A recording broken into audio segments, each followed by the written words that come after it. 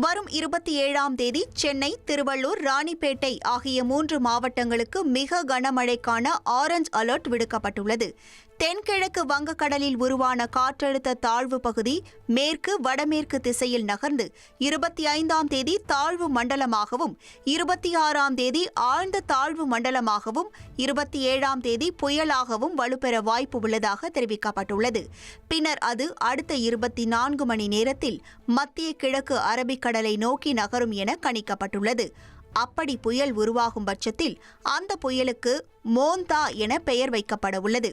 இதனால் வரும் 27ஆம் தேதி திருவள்ளூர், சென்னை மற்றும் ராணிப்பேட்டை மாவட்டங்களில் கன முதல் மிக கனமழை பெய்ய வாய்ப்புள்ளதாக தெரிவிக்கப்பட்டுள்ள நிலையில் 3 மாவட்டங்களுக்கும் மிக கனமழைக்கான ஆரஞ்ச் அலர்ட் விடுக்கப்பட்டுள்ளது. இதேபோல செங்கல்பட்டு, காஞ்சிபுரம் மற்றும் வேலூர் மாவட்டங்களில் கனமழை பெய்ய வாய்ப்புள்ளது. வரும் 28ஆம் தேதி திருவள்ளூர், ராணிப்பேட்டை மாவட்டங்களில் ஓரிரு இடங்களில் கனமழை பெய்ய வாய்ப்புள்ளது. மேலும் 27ஆம் தேதி மத்திய மேற்கு வங்கக்கடலின் தென்மேற்கு பகுதிகளில் மணிக்கு 60 முதல் 80 கிலோமீட்டர் வரையிலும், இடையிடையே 90 கிலோமீட்டர் வரையிலும் சூறாவளி வீச வாய்ப்புள்ளதாக தெரிவிக்கப்பட்டுள்ளது. இதேபோல 28ஆம் தேதி மத்திய வங்கக்கடலின் மத்திய பகுதிகளில் மணிக்கு 60 முதல் 80 கிலோமீட்டர் வரையிலும், இடையிடையே 90 கிலோமீட்டர் வேகத்திலும் சூறாவளி வீச வாய்ப்புள்ளதால் மீனவர்கள் கடலுக்கு செல்ல வேண்டாம் எனவும் ஆழ்கடலில் உள்ள மீனவர்கள் கரை திரும்பவும் எச்சரிக்கை விடப்பட்டுள்ளது. தமிழகத்தில் நாளை பள்ளிகள் செயல்படும் என்று தமிழக அரசு அறிவித்துள்ளது. தீபாவளி பண்டிகைக்கு மறுநாள் 21ஆம் தேதி விடுமுறை அறிவிக்கப்பட்டிருந்த நிலையில் இதனை ஈடு செய்யும் வகையில் நாளை வேலை நாளாக அறிவிக்கப்பட்டுள்ளது.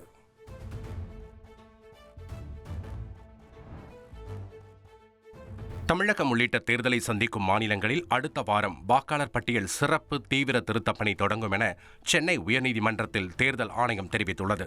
சென்னை உயர்நீதிமன்றத்தில் அதிமுக முன்னாள் எம்எல்ஏ சத்யநாராயணன் தாக்கல் செய்த மனுவில் கடந்த 1998 தியாகராய நகர் தொகுதியில் 2,08,349 வாக்காளர்கள் இருந்த நிலையில் 30 ஆண்டுகளுக்கு பிறகு 2021 வெறும் 36,656 வாக்காளர்கள் மட்டுமே அதிகரித்ததாக கூறியுள்ளார். மக்கள் தொகைக்கும் வாக்காளர் பட்டியலில் உள்ள வாக்காளர்களின் எண்ணிக்கைக்கும் பெரும் வித்தியாசம் இருப்பதை சுட்டிக்காட்டிய அவர், தியாகராய நகரில் 13,000 அதிமுக ஆதரவாளர்களின் வாக்குகள் நீக்கப்பட்டிருப்பதாக குற்றம் சாட்டினார். இந்த வழக்கு தலைமை நீதிபதி MM ஸ்ரீவத்சவா தலைமையிலான அமர்வு முன் விசாரணைக்கு வந்தது. அப்போது இந்த விவகாரத்தில் தேர்தல் ஆணையத்துக்கு பல முறை மனுக்கள் அனுப்பியும் எந்த நடவடிக்கையும் எடுக்கவில்லை என மனுதாரர் தரப்பில் வாதிடப்பட்டது. தொடர்ந்து பீகாரை போல நாடு முழுவதும் தேர்தலை எதிர்கொண்டுள்ள தமிழகம் உள்ளிட்ட மாநிலங்களில் வாக்காளர் பட்டியல் சிறப்பு தீவிர திருத்தப் பணிகள் அடுத்த வாரம் தொடங்க உள்ளதாகவும், அப்போது மனுதாரர் தெரிவித்த புகார்களுக்கு தீர்வு காணப்படும் என்றும் தேர்தல் ஆணையம் தரப்பில் தெரிவிக்கப்பட்டது. இதையடுத்து இந்த விவகாரத்தில் உச்சநீதிமன்றம் பிறப்பித்த உத்தரவு நகல்களை தாக்கல் செய்ய தேர்தல் ஆணையத்துக்கு நீதிபதிகள் அறிவுறுத்தினர். வாக்காளர் பட்டியல் சிறப்பு தீவிர திருத்த பணிக்கு தாங்கள் தயாராக இருப்பதாக தமிழக தலைமை தேர்தல் அதிகாரி தெரிவித்துள்ளார். பீகாரை போல தமிழகத்திலும் அடுத்த வாரம் வாக்காளர் பட்டியல் சிறப்பு தீவிர திருத்த பணி தொடங்கும் என சென்னை உயர்நீதிமன்றத்தில் தேர்தல் ஆணையம் தெரிவித்துள்ளது. இதுகுறித்து கருத்து தெரிவித்த தமிழக தலைமை தேர்தல் அதிகாரி இது தொடர்பான அறிவிக்கை எப்போது வேண்டுமானாலும் வரும் என தெரிவித்துள்ளார். இதற்காக தங்களை தயாராக இருக்க வேண்டும் என தேர்தல் ஆணையம் அறிவுறுத்தியதாக கூறிய அவர், அறிவிப்பு வந்தவுடன் அரசியல் கட்சி பிரதிநிதிகள் கூட்டம் நடத்தப்பட்டு அவர்களின் ஆலோசனை கேட்கப்படும் என தெரிவித்தார். இதையடுத்து வீடு வீடாக விண்ணப்பம் வழங்கப்பட்டு பொதுமக்கள் பூர்த்தி செய்த பின் சம்பந்தப்பட்ட அதிகாரிகளே அதனை வாங்கி ஒப்படைப்பார்கள் என தேர்தல் அதிகாரி கூறினார். விண்ணப்பத்தை பூர்த்தி செய்து வழங்க 1 மாதம் வரை கால அவகாசம் வழங்கப்படும் என்றும், இந்த பணியில் 75,050 அலுவலர்கள் ஈடுபடுவர் என்றும் அவர் குறிப்பிட்டார்.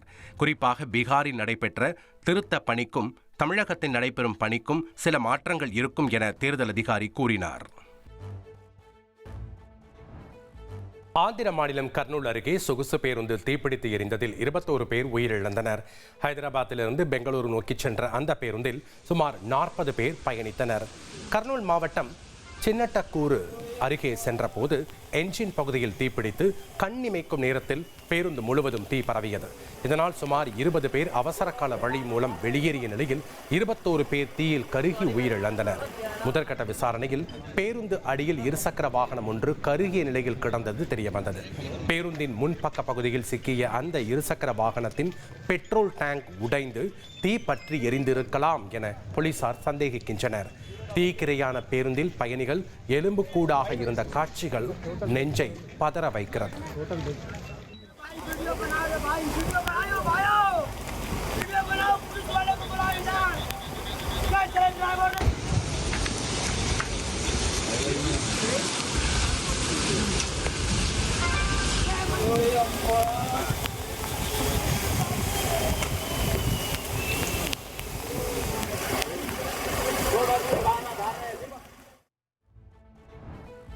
கர்னூலில் சொகுசு பேருந்தின் மீது இருசக்கர வாகனம் மோதியதே தீ விபத்திற்கு காரணம் என மாவட்ட ஆட்சியர் ஸ்ரீ தெரிவித்துள்ளார்.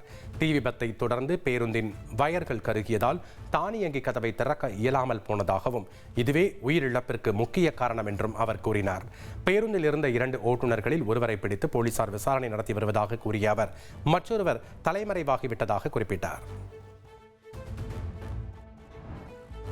கர்னூல் சொகுசு பேருந்து தீ விபத்தில் உயிர் பிழைத்தவர்கள் உடனடியாக போலீசாருக்கு தகவல் அளிக்காமல் பேருந்து தீ பிடித்ததை செல்போனில் வீடியோ எடுத்ததாக சம்பவத்தை நேரில் பார்த்த பெண் ஒருவர் தெரிவித்துள்ளார். அவ்வழியாக காரில் தாம் வந்தபோது இந்த விபத்தை நேரில் பார்த்ததாகவும் உடனடியாக போலீசாரை தொடர்பு கொண்டு விவரத்தை கூறியதாகவும் அந்த வீடியோவில் அவர் கூறியுள்ளார். இதனிடையே தீ விபத்திற்குள்ளான பேருந்தின் அடிப்பகுதியில் சிக்கிய இருசக்கர வாகனத்தை ஓட்டிச் சென்ற சிவசங்கர் என்பவர் சாலையோரம் சடலமாக மீட்கப்பட்டார். ராஷ்டிரிய ஜனதா தளத்தின் ஆட்சியில் சட்ட ஒழுங்கை எதிர்பார்க்க முடியாது என்றும் அந்த கட்சியின் ஆட்சி பல தலைமுறைகளை அழித்துவிட்டதாகவும் பிரதமர் மோடி குற்றம் சாட்டியுள்ளார். பீகார் சட்டமன்ற தேர்தலை முன்னிட்டு சமஸ்டிபூர் தொகுதியில் தேர்தல் பிரச்சாரம் மேற்கொண்ட அவர் ஆயிரக்கணக்கான கோடி ரூபாய் மதிப்புள்ள மோசடி வழக்குகளில் காங்கிரஸ் மற்றும் ஆர்ஜேடி கட்சியினர் ஜாமீனில் வெளியே இருப்பதாக விமர்சித்தார். தற்போது அவர்கள் பீகாரின் மக்கள் தலைவர் கர்பூரி தாக்கூரின் பட்டத்தை திருட முற்படுவதாகவும் இதனை பீகார் மக்கள் ஒருபோதும் ஏற்றுக்கொள்ள மாட்டார்கள் என்றும் பிரதமர் மோடி பேசியுள்ளார். கரூர் கூட்ட நெரிசலில் உயிரிழந்தவர்களின் குடும்பத்தினரை தாவேகா தலைவர் விஜய் சென்னையில் சந்திக்க உள்ளார். கரூரில் கடந்த மாதம் 27ஆம் தேதி விஜய் பங்கேற்ற பேரணியில் ஏற்பட்ட கூட்ட நெரிசலில் சிக்கி 41 பேர் உயிரிழந்தனர். இறந்தவர்களின் குடும்பத்தினருக்கு தொலைபேசியில் ஆறுதல் தெரிவித்த விஜய் விரைவில் நேரில் சந்திப்பதாக தெரிவித்திருந்தார்.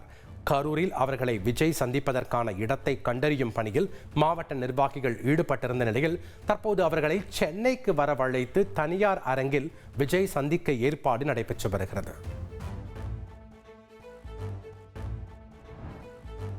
சென்னையில் மறைந்த இசையமைப்பாளர் சபேஷின் உடல் இசை அஞ்சலியுடன் ஊர்வலமாக கொண்டு செல்லப்பட்டு பிருந்தாவனம் நகர் மையானத்தில் நல்லடக்கம் செய்யப்பட்டது. இசையமைப்பாளர் தேவாவின் சகோதரரான சபேஷ் உடல்நலக்குறைவு காரணமாக மருத்துவமனையில் சிகிச்சை பெற்று வந்த நிலையில் வியாழக்கிழமை காலமானார். இதையடுத்து சென்னை வளசரவாக்கத்தில் உள்ள இல்லத்தில் வைக்கப்பட்டிருந்த அவருடைய உடலுக்கு திரை பிரபலங்களும் ரசிகர்களும் அஞ்சலி செலுத்தினர். பிற்பகல் 4 மணியளவில் அவருடைய உடல் ஊர்வலமாக மயானத்திற்கு கொண்டு செல்லப்பட்டது. இறுதி ஊர்வலத்தில் இசையமைப்பாளர் ஸ்ரீகாந்த் தேவா தனது நண்பர்களுடன் நடனமாடி தனது சித்தப்பாவுக்கு பிரியா விடை கொடுத்தனர்.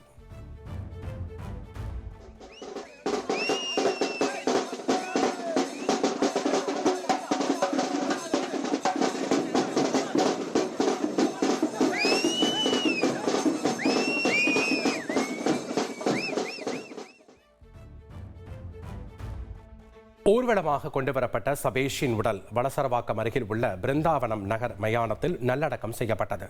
இறுதி ஊர்வலத்தில் குடும்பத்தினர், ரசிகர்கள் என ஏராளமானோர் கலந்து கொண்டனர்.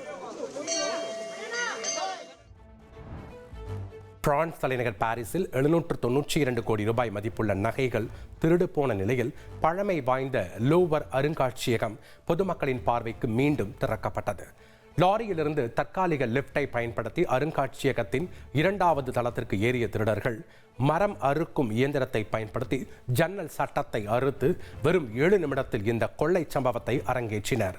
இதில் 3ஆம் நெப்போலியனின் மனைவி நகைகள் உள்ளிட்ட பொருட்கள் திருடு போன நிலையில் 3 நாட்களுக்கு பின் மீண்டும் அருங்காட்சியகம் திறக்கப்பட்டுள்ளது.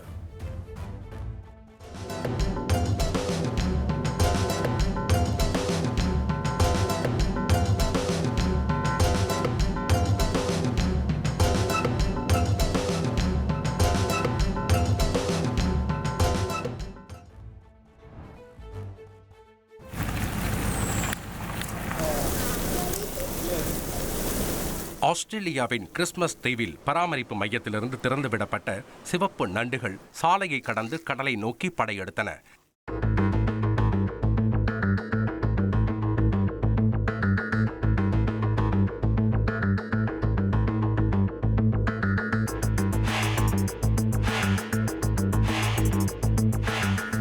இனப்பெருக்கத்துக்காக சிவப்பு நிற நண்டுகளை பராமரிப்பு மைய ஊழியர்கள் திறந்துவிட்டனர். இதனால் ஆயிரக்கணக்கான நண்டுகள் சாலையை கடந்து கடலை நோக்கிச் சென்றன.